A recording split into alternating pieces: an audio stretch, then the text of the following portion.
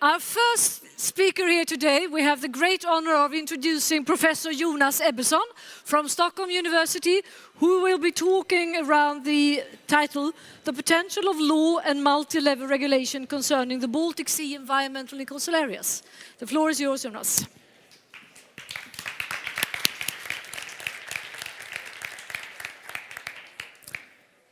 Thank you very much. Thank you very much for inviting me here. It is a great pleasure to speak before this audience. Unfortunately, I was not able to be here this morning, but I know that legal issues were being discussed and touched upon already this morning. So, in short, my main message, if this is the only thing you will remember from my speech, it will be, this is the Baltic Sea, in short, that law matters in Baltic Sea environmental context. I will show you why and how participatory rights matter for the Baltic Sea environment. It will be a crash course in environmental law, if you wish, or Baltic Sealaw. I will introduce two sets of legal frameworks on international and EU law level that matters for the implementation of Baltic Sea law at different levels. My argument is that if better used, these venues could add to the implementation of existing laws and thus also potentially result in a better environment and better protection. This is a dynamic that I don't think has been used to the extent possible, and that's why I want to address. So somehow you can say it is also a call for a bit more of environmental activism, environmental law activism around the Baltic Sea. So, if this is the Baltic Sea seascape, this is the Baltic Sea law landscape, if you wish. It is not full, it's not comprehensive. I have listed some international law, some EU legislation that are relevant. And you can see that it includes the Baltic Sea Convention, of course, which you have addressed already. There are also global legal frameworks that matter for the protection of the Baltic Sea environment, including the United Nations Convention on the Law of the Sea, but of course also the Framework Convention on Climate Change, conventions concerning shipping, air pollution, chemicals, wastes matter also, but they are not addressed on this list. These are more focused on the marine environment or water environments. So in addition to the Baltic Sea Convention, the European Convention on Transboundary Water is relevant, and the set of law that I will introduce in a while, building on the Aarhus Convention. There is also a huge set of laws at the EU level in the European Union. Much of it reflects the European Union's international commitments and obligations also, but also in many ways EU legislation goes far further than international law does. The Water Framework Directive, the Marine Strategy Framework Directive, I'm sure you have touched upon them already, and I will only briefly point at them. In addition to these sets of laws, of course, national laws of the Baltic Sea states are highly relevant for the legal framework and for the protection. I will mostly focus on Aarhus Convention and EU law, which do not have a direct impact on Russia. But there is also some laws here that is relevant for Russia, for instance, the European Convention on Human Rights, which is also relevant in this context. So, these three sets of laws are not independent from one another. EU law depends on international law and implements EU's international commitment. Member states of the EU are bound to apply EU law either directly or by means of transformation when directives are transferred into national laws. But also international law can be directly considered and applied depending on how the legal system is structured nationally. So this is what I would like to highlight. There could be synergies between these legal frameworks and these legal levels that I don't think have been used to the extent possible. So the first set is the one that I think you have addressed mostly here. These are the laws that set some kind of ambition or environmental protection rules. The Baltic Sea Convention with the Baltic Sea Action Plan, which is not a binding instrument, but it is nevertheless relevant for the interpretation of the convention. At the EU level, the Water Framework Directive and the Marine Strategy Framework Direction. These frameworks, they set out principles to be applied, polluter pays principle on best available technology, on precaution in case of uncertainties, best environmental practice, certain restrictions for activities, restrictions for certain uses of chemicals, certain procedures to be applied nationally in order to protect the environment, permit procedures, environmental impact assessments, and so on, reviews. At the EU level, we find the same instruments, but they're also more developed processes for developing strategies, plans, programs in order to reach certain environmental and ecological objectives. At the EU level, just as an indication, you may be familiar with some of the cases where the EU Court of Justice has been very strict on how member states should apply the rules. In the rather famous Weser case decision, the Court of Justice set out that the member states are not allowed to authorize any activity that may lead to deterioration below certain levels. A rather strict case that national court has to apply. National authorities in any municipality must consider this. So this set of law is the most well-known to the Baltic Sea Convention. It is not ideal, but it sets out a lot of useful principles that could be applied not only by member states, but in regional and local context around the Baltic Sea as well. Now, I will take you into the second set concerning participatory rights, but before doing that, I would like to highlight the rationale of participation in the first place. Why develop such rules at all? These have been developed in quite a number of national contexts, and if you look at the motivation behind them, the justification when they've been developed, some of these arguments are found. They promote the respect of existing rules if you allow public participation. They improve the implementation of laws. They may improve the quality of environmental decision-making, improve control and transparency of public authorities. This is a crucial point. They adapt existing human rights law to environmental context. They may, at best, enhance the legitimacy, at least as long as public participation is not pro forma, the fairness and justice considerations in decision-making, and even promote trust in public authorities, and thus promote the rule of law and democracy. For sure, these are ideals, and I wouldn't argue that they are fully implemented, but nevertheless, these are important arguments in national context and also in international context. And there was an important event, of not only generally in international environmental politics with the 1992 Rio conference, but also for the development of participatory rights in international law.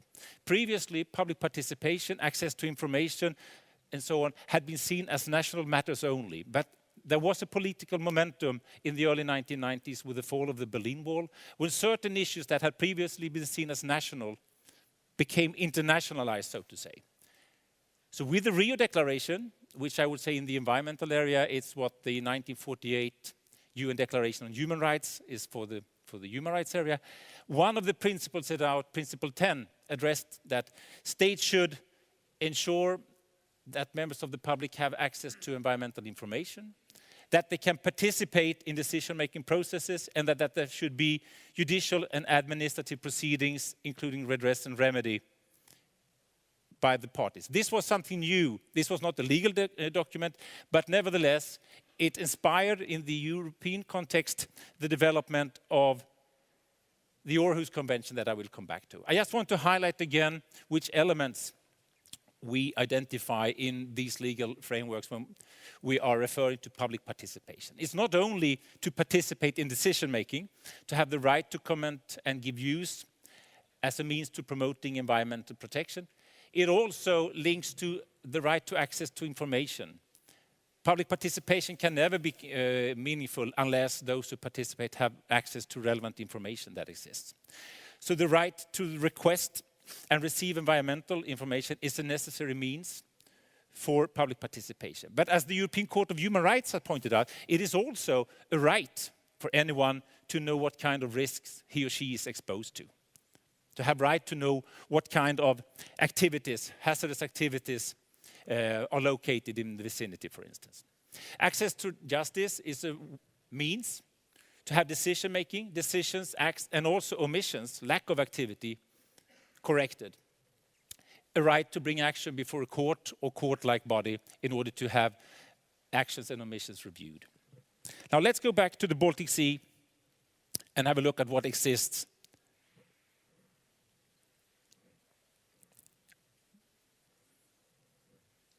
once I get the there we are. So here at the international level, the Århus Convention, to which all the Baltic Sea states except Russia is are parties to, it sets minimum standards for access to information. Members of the public have the right to request information at authorities. They have the right to participate in decisions concerning certain activities, plans, programs, policies. They have right to go to court when their request for information has been turned down, when decision-making has been inaccurate, and when they allege that national laws relating to the environment has been violated. At the EU level, several directives address the same issue as part of this implementation, and also the national laws of the EU member states do that.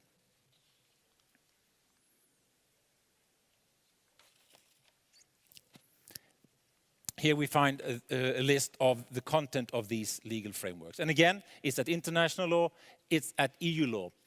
And this may appear to be far from the local level, but it has been pointed out in several courts and review procedures that these laws should be applied by local authorities as well and in local context.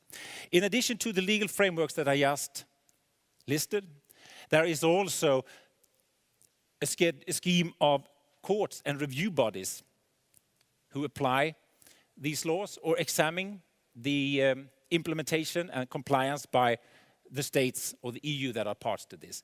At the international level, the European Court of Human Rights has a large set of cases now where it has developed its jurisprudence to give certain participatory right.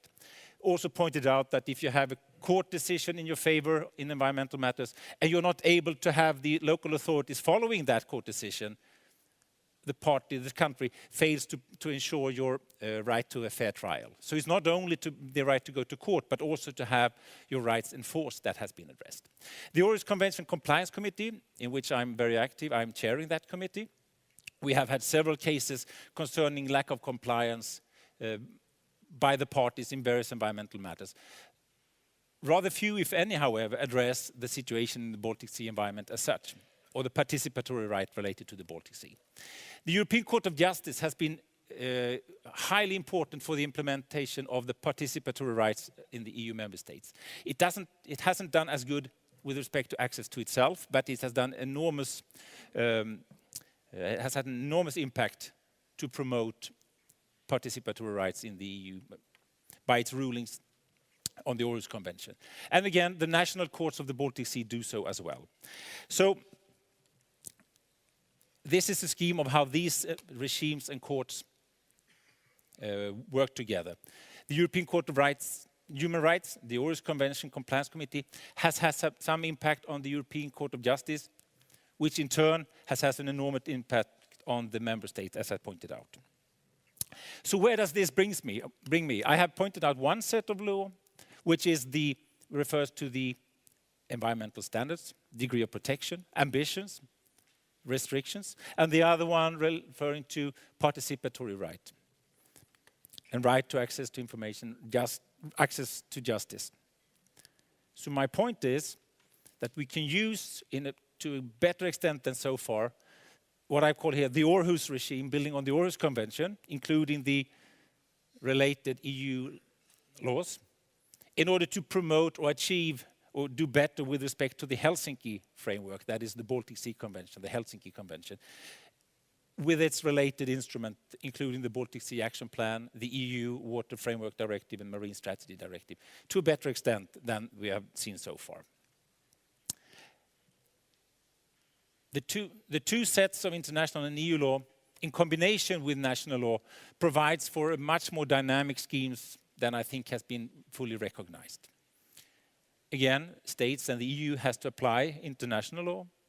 National courts, but also public authorities in the member state, have to, in a loyal way, apply European law, and also to take into account the court rulings on these points, which also is relevant for the Baltic Sea. Just to give you an interesting example, this does not concern the Baltic Sea, but a couple of years ago, the European Court of Justice was asked by a French court whether the French local district court should apply an international convention. This was for the Mediterranean. There's a similar regime for the Mediterranean as for the Baltic Sea. And the European Court of Justice was asked whether that convention should be directly applicable by the member states in the Mediterranean region, and the ruling of the Court of Justice was in the affirmative. That has a direct bearing on implementation of the Baltic Sea Convention in the Baltic Sea region as well. Not all provisions, but some of them are written in such a way that they could be invoked before national authorities or courts directly, according to the European Court of Justice. So my final point, then, what to do. I have tried to address and pointed out that some more legal activism would provide for better implementation of existing laws, to claim the right to participate in local countries, in local contexts around the Baltic Sea, not only at HELCOM meetings or before governments, but also before municipalities, when new installations are being permitted, or when nothing happens at all, when there is a lack of activity by the municipalities. Claim the rights, invoke, insist, and refer to existing laws, challenge these acts, decisions, and omissions if they contravene existing environmental law at the national, international, or EU level, and thus push for the implementation of Baltic Sealaw. So by that, I will stop here. I will come back to discuss these matters later on, but this is my point. Thank you very much.